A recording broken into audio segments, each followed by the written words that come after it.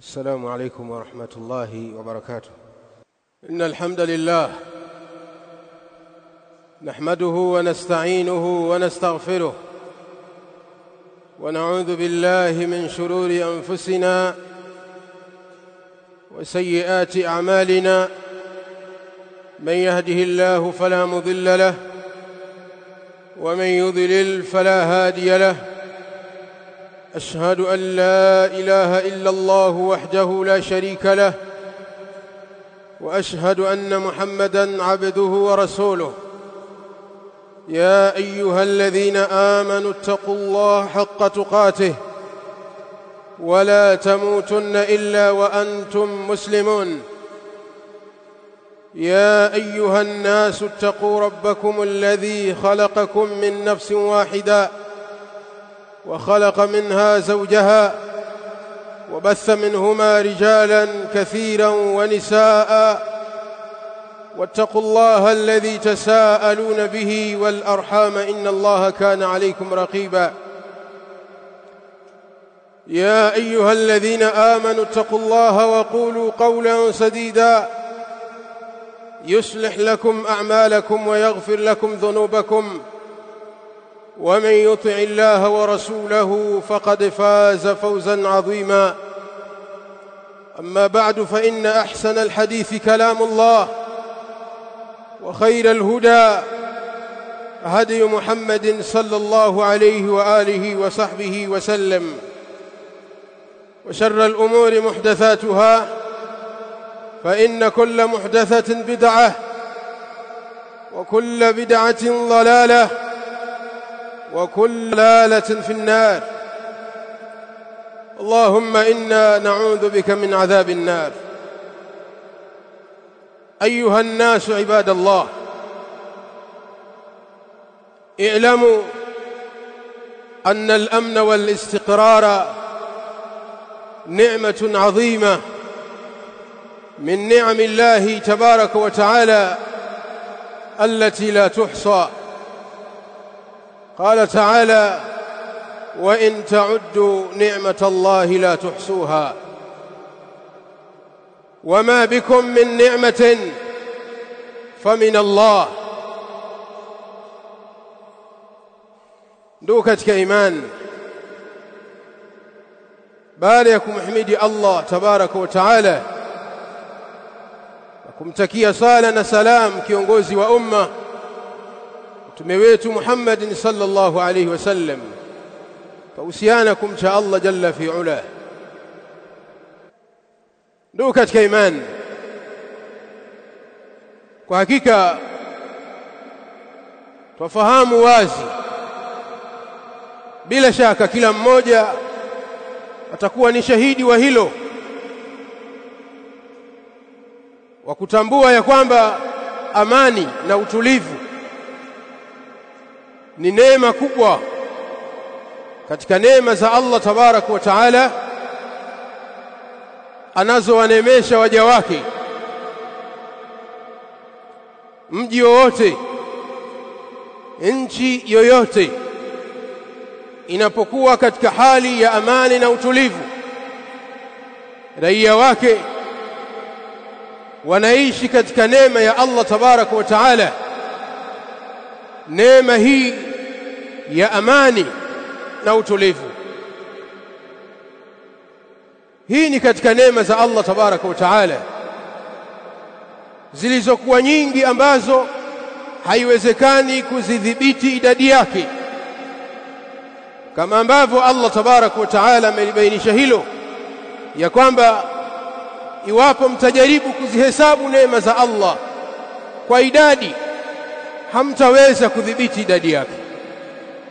Neema za Allah tabaraka wa taala zilizo juu yenu ni nyingi mno, hamwezi mkazihesabu mkazimaliza.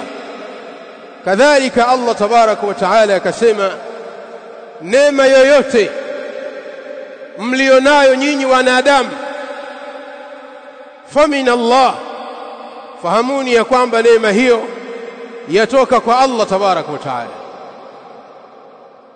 Hiyo neema imetoka kwa Allah jalla fi ula. Amekupendeleeni waja wake ili muendelee kuishi katika neema hiyo, ikiwa ni neema ya mali, neema ya watoto, neema ya afya, neema ya amani na utulivu na nyinginezo katika neema. Allah tabaraka wa taala anasema neema zote hizo zinatoka kwa Allah tabaraka wa taala, na usijidai kwamba hiyo neema ulionayo, neema ya mali ulionayo, umeipata kwa sababu ya ujanja wako, kwa sababu ya elimu yako. Hapana, Allah tabaraka wa taala ndiye aliyesababisha uweze kuipata neema hiyo, na wakati wowote Allah subhanahu wa ta'ala akitaka anakupokonya neema hiyo. Wakati wowote Allah subhanahu wa ta'ala anaichukua neema yake aliyowapa waja wake bikalima, kwa neno moja, kun fayakun. Kwa hivyo yapaswa kwa wanadamu, yapaswa kwa Waislamu hususan na Watanzania kwa ujumla kuizingatia neema ya amani na utulivu tuliokuwepo nayo katika nchi yetu hii ya Tanzania. Yafahamika wazi kwamba Tanzania kwa muda mrefu imekuwa ni kisiwa cha amani na utulivu, na watu wanafahamu hivyo. Watu wanakimbia kutoka katika nchi zao zilizokosa amani na utulivu, zinakimbilia katika nchi ya Tanzania kutaka hifadha. Lakini leo hii kuna watu ambao wasioipendelea kheri nchi yetu hii ya Tanzania, watu wasiopenda kuona Tanzania inaendelea kubaki katika amani na utulivu. Wanafanya kila njia na kuhakikisha neema hii inatoweka katika nchi yetu, na wanafanya bidii kwa kuwatumia Watanzania wenyewe waweze kuiondosha, waweze kufanya sababu ambazo zitapelekea neema ya amani kutoweka katika nchi yetu hii ya Tanzania. Ndugu zangu Waislamu, Mtume sallallahu alayhi wasallam amebainisha nafasi ya amani na umuhimu wake katika maneno mengi pale aliposema alayhi salam, man asbaha minkum aminan fi sirbihi muafan fi jasadihi indahu qutu yawmihi fakaannama hizat lahu dunya. Mtume sallallahu alayhi wasallam anasema atakayeamka asubuhi miongoni mwenu Waislamu, miongoni mwenu wanadamu, atakayeamka asubuhi hali ya kuwa ana amani katika nafsi yake, ana amani katika familia yake na sehemu yake ya kazi, ana amani katika njia yake, ana amani katika maisha yake yote ya ujumla, muafan fi jasadihi, akiwa na afya njema, hana msongo wa maradhi katika mwili wake, indahu qutu yawmihi, akiwa ameruzukiwa na Allah tabarak wa taala chakula cha siku hiyo, hata kama atakuwa hana mpango wa kupata riziki ya siku ya kesho, madam Allah tabarak wa taala amemjalia kuwa na chakula cha siku hiyo na yupo katika amani na utulivu, fakaannama hizat lahu dunya, ni kana kwamba mtu huyo amekusanyiwa dunia yote. Haya ni maneno ya Mtume sallallahu alayhi wasallam ambayo yanaonesha wazi ahamiyatul amni wal istiqrar, umuhimu wa amani na utulivu katika nchi, na kwamba amani na utulivu ndio kila kitu, na hakuna maisha bila amani, hakuna haki bila ya amani. Al-amnu muqaddamun ala al-haq bal ala kulli shay, amani yatangulizwa kabla ya kila kitu. Panapopatikana amani na utulivu katika nchi, ndipo huwezekana kwa taufiki ya Allah tabaraka wa taala kupatikana mambo mengine. Fabil amni wal istiqrar yastati'u al-insan an ya'buda rabbahu, panapokuwa na amani na utulivu ndipo mwanadamu anapata kuwezeshwa na Allah tabaraka wa taala kumwabudu Mola wake. Kwa amani na utulivu ndipo tunaweza kumwabudu Allah tabaraka wa taala vile inavyotakiwa, kwa sababu hatuwezi kumwabudu Allah inavyotakiwa hali ya kuwa tupo katika hali ya taharuki, tupo katika hali ya hofu. Hatuwezi kusimama imara katika ibada za Allah subhanahu wa ta'ala. Na nyinyi ni mashahidi kwa kipindi tulichopitia siku chache zilizopita katika matukio ya vurugu yaliyofanyika. Nyinyi ni mashahidi hali ambayo tumepitia wa Tanzania, wa bilkhusus wale ambao tumeishi katika sehemu ambazo matukio hayo yamefanyika.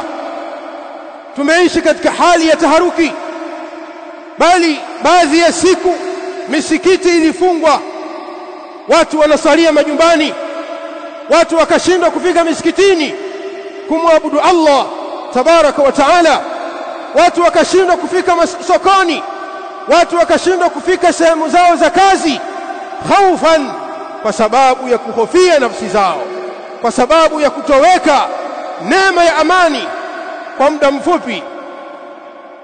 Na hiyo ni kidogo.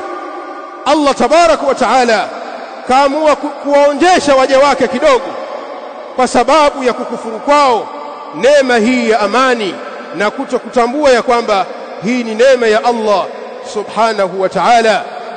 Wa bil amni yuhfadhu ad-din wan nafs wal mal wal 'ird, panapopatikana amani ndipo huhifadhiwa dini ya Allah tabaraka wa taala, ndipo huhifadhiwa mali, huhifadhiwa heshima, huhifadhiwa akili za watu.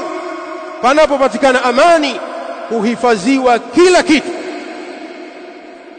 Vitu vyote haiwezekani vikaishi katika hali ya utulivu, katika hali ya hifadha, panapokosekana neema hii ya amani.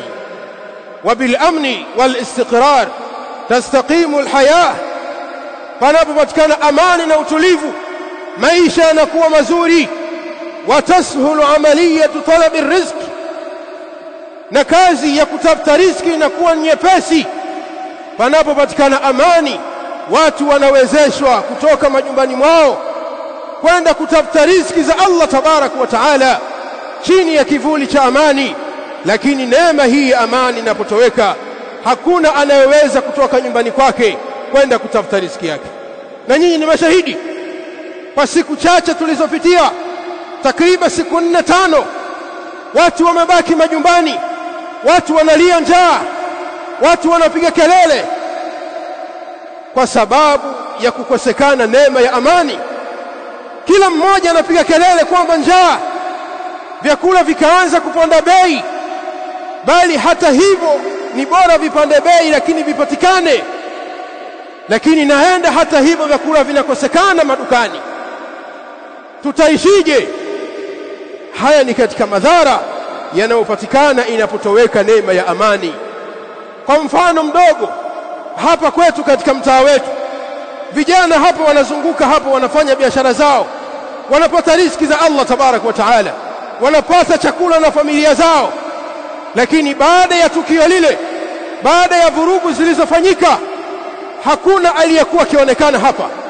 Watu wote wakakimbia, watu wote tulibaki katika majumba yetu, baada ya kutoka agizo la jeshi kwamba watu wabaki majumbani kuanzia saa 12. Lakini maadhalika watu wakawa ni wenye kulazimiana na nyumba zao, khaufan ala anfusihim, kwa kuhofia nafsi zao. Leo hii walillahi alhamdu, amani imerudi, watu wameendelea na biashara zao, watu wanafanya shughuli zao za kutafuta riziki.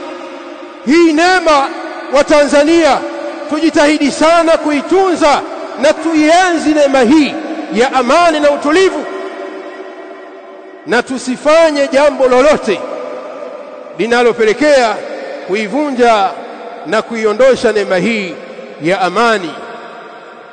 Na katika njia za kuiondosha neema hii ya amani ni kuikufuru neema ya Allah tabarak wa taala, kukanusha kwamba hii si neema ya Allah tabarak wa taala, lakini pia na kufanya sababu zinazopelekea kuvunjika na kutoweka amani hii. Allah tabarak wa taala ataiondosha na tutabaki kuishi katika hali ya taharuki, hali mbaya, hali ambayo hakuna yeyote anayeweza kustahamili. Na hilo Allah tabarak wa taala amelipigia mfano pale aliposema, ضرب الله مثلا قرية كانت آمنة مطمئنة يأتيها رزقها رغدا من كل مكان. Allah tabarak wa taala apiga mfano wa mji ambao ulikuwa ukiishi katika amani na utulivu, mji ambao ulikuwa ukijiwa na riziki yake raghadan, katika hali ya utulivu, hali isiyokuwa na shida. Min kulli makan, riziki inaujia mji huo kutoka katika kila pande ya dunia. Fakafarat bi an'amillah, lakini mji huo ukawa umekufuru neema za Allah, watu wake wakawa wamezikufuru neema za Allah, ikiwemo neema ya amani na utulivu. Wakawa hawakuona kwamba wanaishi katika hali ya neema, watu wanafanya mambo yao yanakwenda vizuri, wakaona hili halitoshi, wafanye vurugu, wafanye ya kufanya, alimradi neema hii ya amani itoweke. Watu wakafanya hayo, wakawa ni wenye kukufuru neema za Allah tabaraka wa taala. Faadhaqaha Allahu libasa aljui walkhawf, Allah tabaraka wa taala akawa ameuvisha mji huo vazi la njaa na hofu.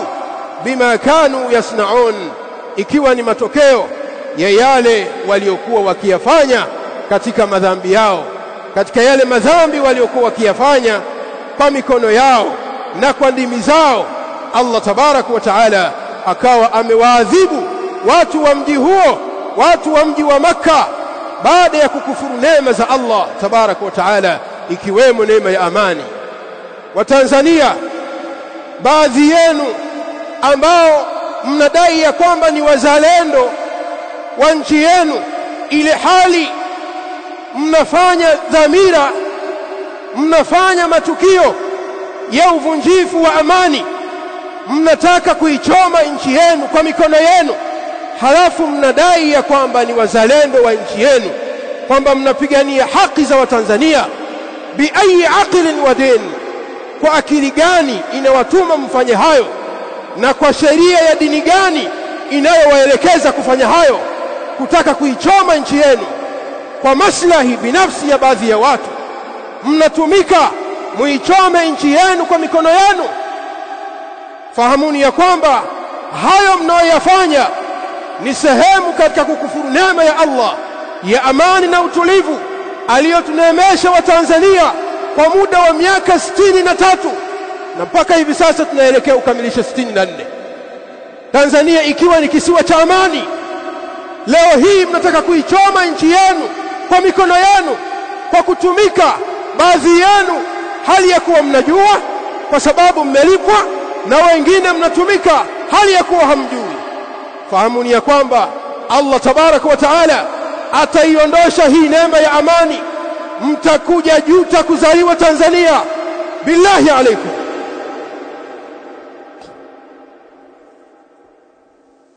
Alhamdulillah hamdan kathiran tayyiban mubarakan fihi, wa ashhadu an la ilaha illa Allah wahdahu la sharika lah, wa ashhadu anna Muhammadan abduhu wa rasuluhu, amma ba'd. Ndio katika imani, kwa hakika kila mmoja wetu awe ni askari na mlinzi wa mwenzake wa kulinda amani hii ya Tanzania. Bila amani hakuna kinachoweza kufanyika, na usidanganyike na maneno ya baadhi ya watu wanaopigania maslahi yao binafsi. Wanadai ya kwamba haki kwanza. Ni haki gani inaweza kusimama bila ya amani? Ni haki gani inaweza kusimama bila ya amani? Unaweza kufanya jambo gani pasipokuwa na amani? Unaweza kuingia msikitini pasipokuwa na amani? Unaweza kuingia kanisani pasipokuwa na amani? Haki gani unaidai ile hali unachochea uvunjifu wa amani? Kwanza lingania amani, walinganie watu, kila mmoja awe ni mlinzi wa kuilinda amani, kwa sababu hii ni tunu kutoka kwa Allah tabaraka wa taala. Ameturuzuku wa Tanzania, lakini fahamuni ya kwamba neema hii, wako wengi kama nilivyosema hawatutakii mema, hawaitizame vizuri neema hii ya amani. Wanataka tuishi kama wanavyoishi wengine wale ambao nchi zao imetoweka amani. Sasa Watanzania, msitumike. Fahamuni ya kwamba uvunjifu wa amani ni hatari kubwa sana, ni balaa kubwa sana, na katika yanayochochea na yanayopelekea kuvunja amani almudhaharat, ni maandamano ambayo sawasawa wakayaita kuwa ni maandamano ya amani au yasiyokuwa ya amani. فالمظاهرات كلها حرام وإن أجازها النظام. maandamano yote kwa sampuli zake ni haramu, hata kama nidhamu ya demokrasia imeyaruhusu. Hata kama mtadai ya kwamba maandamano yanafaa, ni halali kikatiba kwa sababu yameruhusiwa na nidhamu ya demokrasia, naam, lakini fahamuni ya kwamba hayo maandamano hayana kheri. Maandamano yote yana shari, na haya maneno tumeyasema kabla ya tarehe 29. Tumeweka mihadhara hapa katika mimbari hii na tukafanya hutuba katika hii mimbari kuwahimiza Watanzania juu ya kulinda amani na utulivu, na watu wasijiingize katika vurugu za maandamano na mfano wake. Watu wawe na adabu na heshima kwa viongozi wa nchi. Tumesema mengi sana hapa, lakini wako baadhi ya watu wakawa wanasema ya kwamba hawa mashekhe wamekosa kazi ya kufanya, kila siku amani, kila siku amani. Amani vipi bila haki? Lakini watu hao baada ya kutoweka amani, hakuna aliyeonekana hapa, hakuna aliyeonekana kuonesha kwamba tuliokuwa tunayasema ni haki, kwa sababu tunachokitangaza hapa, tunatangaza agizo la Allah tabaraka wa taala na mtume wake Muhammad sallallahu alayhi wasallam. Tukakemea maandamano na tukataja madhara mengi yanayopatikana katika maandamano. Baada ya kuona viashiria vya uvunjifu wa amani kutoka kwa baadhi ya watu wanaojinasibisha na dini kuwa ni viongozi wa dini, kadhalika na baadhi ya wanasiasa wanaposimama katika majukwaa ya siasa katika kunadi sera zao, ikawa sera zao ni kunadi uvunjifu wa amani na kutangaza vita, na kwamba tutakinukisha Tanzania hapa kariki mwaka huu, ya kwamba damu itamwagika. Wanasiasa wanachonga midomo yao kwa kusema maneno kama haya, kwamba mwaka huu hakieleweki, lazima Tanzania imwagike damu. Na kweli Tanzania imemwagika damu. Fa aina tadhhabun wama faidatu ala dhalik? Nini faida ya hayo? Mmefaidika nini kwa malengo yenu machafu? Mnatumika vibaya kwa maslahi binafsi, halafu mnadai ya kwamba ni wazalendo wa nchi yenu, mnapigania haki ya Watanzania. Haki gani hali ya kuwa mnaichoma nchi yenu? Haki gani? Haki ndio hiyo ya kupanga njama ya kuipindua serikali iliyoko madarakani. Hiyo ndio haki. Hizi ni njia mbaya. Acheni roho mbaya, msiwe na roho kama za Mayahudi.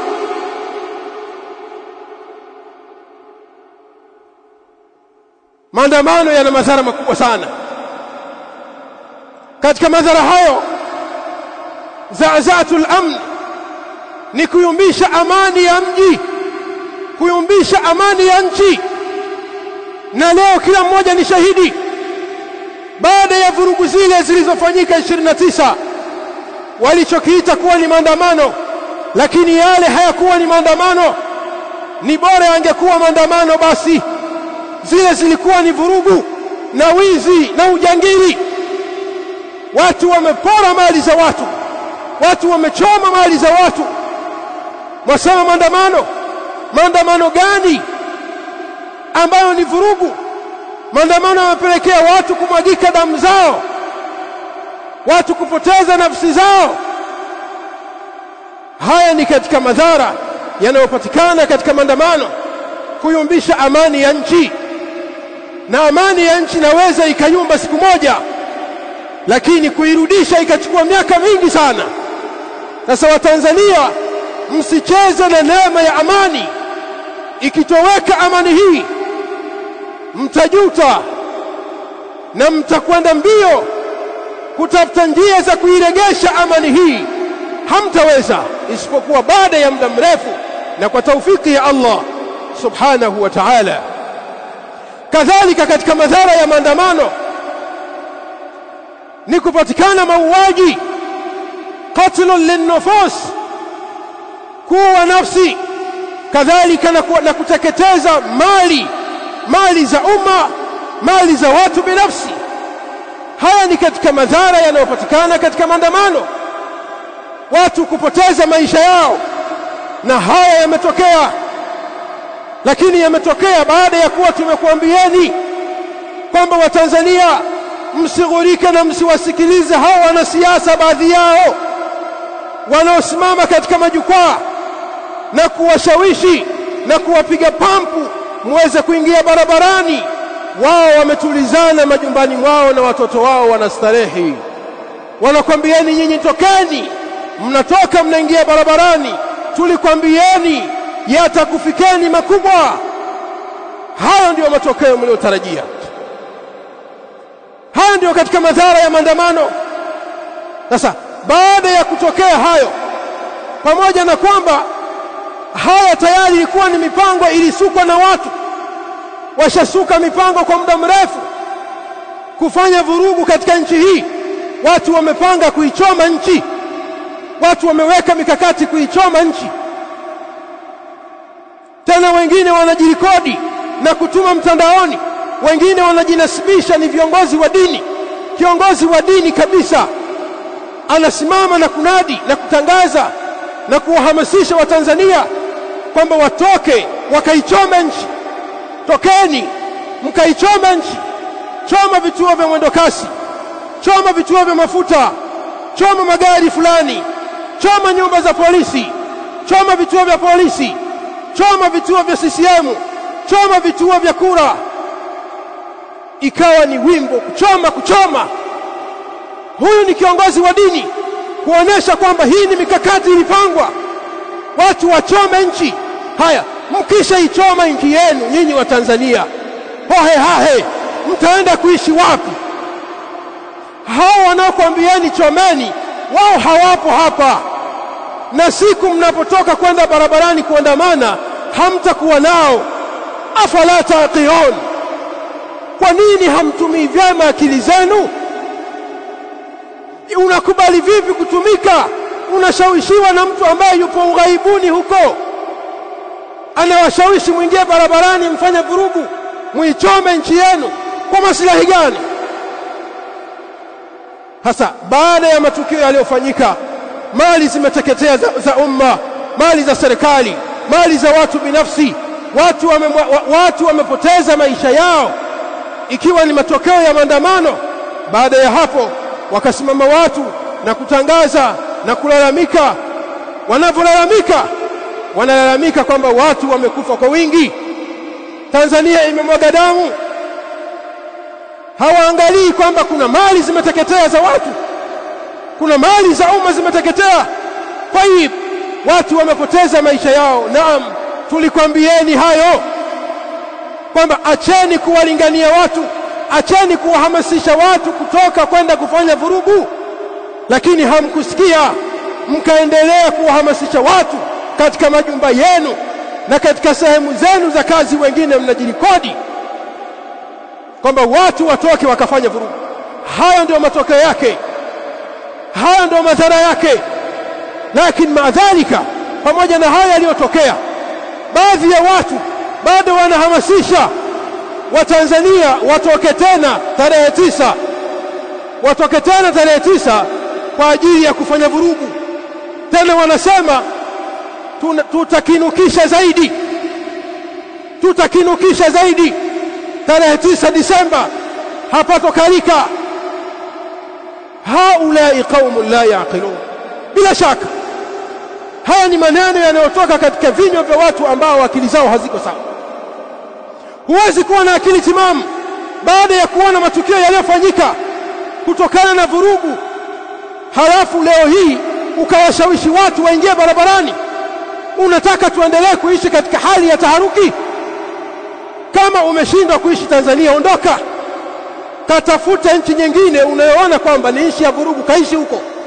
Sisi tunamwomba Allah atuzidishie amani na utulivu, tuendelee kumwabudu yeye Allah tabaraka wa taala, na ili tuweze kutafuta riziki za halali, tuishi salama na amani, sisi na watoto wetu na wake zetu na wazee wetu na wagonjwa wetu. Usiingie katika kufanya vurugu tena wa Tanzania. Allah uhadhirukum ya shabab, uhadhirukum ya shabab, uhadhirukum ya shabab anil mudhaharat. Na watahadharisha vijana na watahadharisha, msijiingize tena katika vurugu, msijiingize katika maandamano ambayo wanaita kuwa ni maandamano yasiyokuwa na ukomo. Maandamano gani yasiyokuwa na ukomo?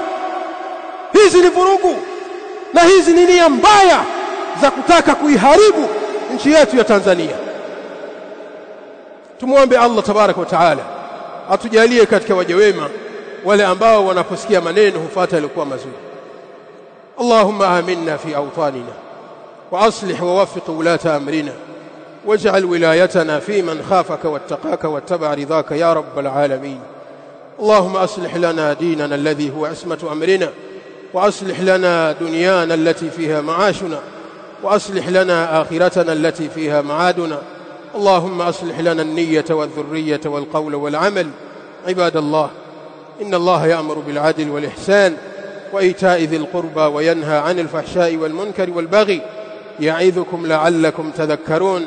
فاذكروا الله يذكركم واشكروه على نعمه يزدكم ولذكر الله أكبر والله يعلم ما تصنعون.